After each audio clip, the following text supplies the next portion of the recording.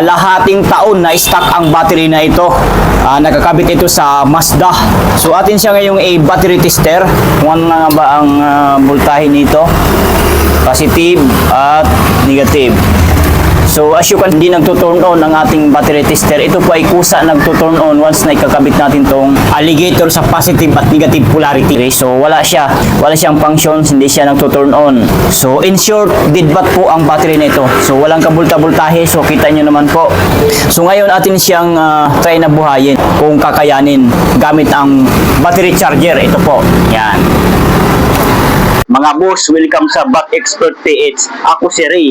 At sa channel na to, pag-uusapan natin lahat ng tungkol sa car batteries. So ang topic natin sa araw na ito ay isi-share ko lang sa inyo itong battery ng ating customer na kalahating taon na stock at nakakabit ito sa Mazda na sasakyan nila. So meron po tayong battery dito na NIL. Ayan po. NIL Extreme Heavy Duty. Ayan po. Silver alloy. Super premium. Ayan po. Ang itsura ng extreme na NIL battery. So ang size sa battery nito ay 2SM, 50 ampere hour, 12 volts, maintenance free battery. Ibig sabihin, less hassle. Hindi na kailangan na maglalagay pa ng tubig kasi ang battery nito ay ready to use. Maintenance free, naka-design sa disposable. At once na ma-meet ang 2 to 3 years, automatic i-dispose na ang battery na ito. Sa madaling salita, palitin na. Papalitan na ng panibagong battery. Atin siyang i-battery tester kung ilan ang abang voltahe sa battery nito, positive at negative. So ayan, kung makikita at mapapansin natin, hindi nag-turn on ang ating battery tester. Ito po ay kusang nag-turn on once na ikakabit natin tong positive na alligator clip at negative alligator clip ng battery tester. So hindi siya nag-turn on. So in short, dead bat po ang battery nito. So wala siyang kabulta-bultahe. So ngayon, atin siyang try na buhayin gamit lamang itong ating battery charger. Ito po, itsura. Yan. I-charge natin siya dyan. Baka sakaling ito ay gumana or mabuhay pa. Baka ito po ay nalulubat or nadi-discharge lamang or whatsoever. So nakasaksak na sa unplug yung ating battery charger. So itong alligator clip na lang ang ating kakabit sa poste ng battery. So itong kulay pula, dito nyo po ikakabit sa plus sign Yan, plus sign po yan. Lapit ko ang camera. Yan po. Yan, plus sign po yan. Yan. So itong kulay pula na alligator clip ng battery charger, dyan natin siya ikakabit. Yan. O, diba? Then dito naman sa kabila, itong alligator clip na kulay itim ng battery charger, dito natin ikakabit sa minus sign. Ayan po, minus sign. Ibig sabihin, pulo, ito ang pulo ng battery polarity. Ground ito baga, negative polarity ng battery. Diyan natin siya ikakabit. Okay, yan. Kailangan ayusin natin ang pagkakapit, ang pagkalagay. Huwag lang basta ilalagay natin para hindi maglulus ang kanyang karga, ang pagpasok ng kuryente sa battery. So atin na siyang i-open. Ito. Unahin natin sa AC alternating current. Mag-power on na siya, umiilaw na, pero itong ammeter gauge ng battery charger ay hindi pa gumagana. So kailangan natin itataas itong DC direct current ito. Ayan, pansinin natin.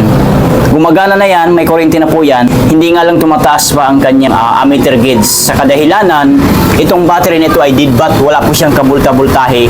So, normal lamang po na hindi talaga tataas ito. So, sana nag-gets nyo po ang ibig kong sabihin. So, antay natin ng ilang minuto, sana tataas po yan. Ayan, kita nyo naman. Unti-unti nang umaangat ang ammeter gauge ng battery charger. Nabuhayan na tayo ng pag-asa. Ayan, dahil tumaas siya. Sana lang yung pagtaas na yan ng ammeter gauge ng battery charger ay magiging okay or magiging goods itong battery na ito. So ang ating oras ngayon ay alas 9:59 na ng umaga. So 1 minute before 10 o'clock in the morning. Ayan. Orasan natin kung ilang oras ito mapu-full charge kasi kukunin daw ito mamayang hapon ng may-ari, alas 4 ng hapon. So i-update ko kayo kung ilang oras ito mapu-full charge. So standby lang muna kayo at hindi pa tayo dito nagtatapos at ito po ay may karugtong pa. I-update ko kayo. 6 hours later. Ito na mga kamastil ang update sa battery natin charge kaninang umaga ng 9:59 ng umaga. So ang ating oras ngayon ay alas 4:06 na po ng hapon. Ayan. So, naka 6 hours mahigit na po ang pag-charge sa battery nito. Atin na itong sabay-sabay na aalamin kung ito nga ba ay napo-full charge na. Okay? So, unang-una na gagawin, i-off muna natin to. Kasi naka-open pa yan, no? Kailaw pa yan, naka-open pa yan. Unahin natin pag-off itong AC. Yan.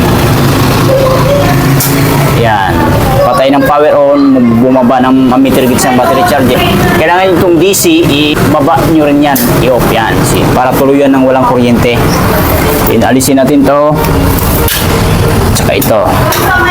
So atin siyang i-battery tester.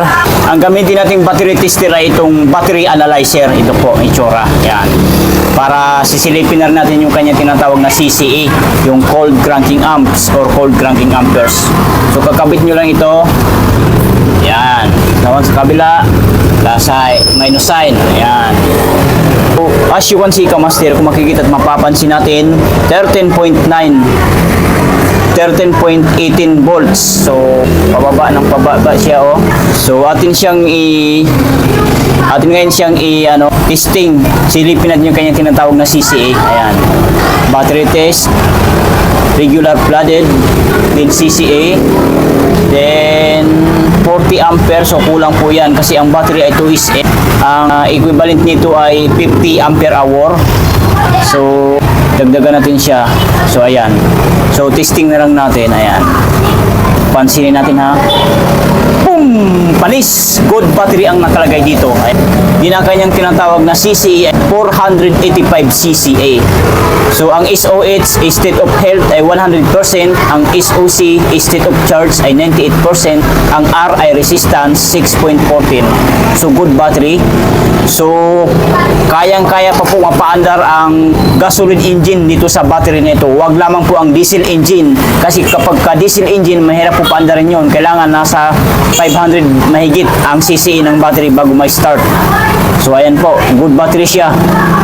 Pansinin natin. Walang halong daya yan. Walang kimi-kimi. 485 CCA talaga. 13.17 volt siya. So, chinarge lang natin ng 6 hours mahigit. Nagiging okay siya, oh. Kanina kung mapapansin natin, walang voltahe ito, ha. Deadbat 0-0. So, ngayon chinarge natin. Naging okay siya. Panalo pa ito. Okay pa ito. Magagamit pa natin ito ng ilang buwan. So, tanggalin na natin. Magaling talaga. Magaling ka talaga. Parang sa sa Israel lang. So, kapag pag may ganito kayong battery, ang buong akala nyo ay sira na, huwag nyo po basta husgahan ang isang battery. Bagkos, pumunta kayo sa battery shop o outlet ng Motolite, dadalhin nyo po, ipacheck nyo or ipacharge nyo muna. After charging po kasi malalaman nila ang final na result kung anong magiging status, kung goods battery ba o bad battery na. Katulad na lamang nito. Mga boss, kung nakatulong sa inyo tong video, huwag kalimutang i-like at mag-subscribe dito sa Bat Expert PH. Tinutulungan naming pahabain ang buhay ng battery mo para walang tirik kung may alam.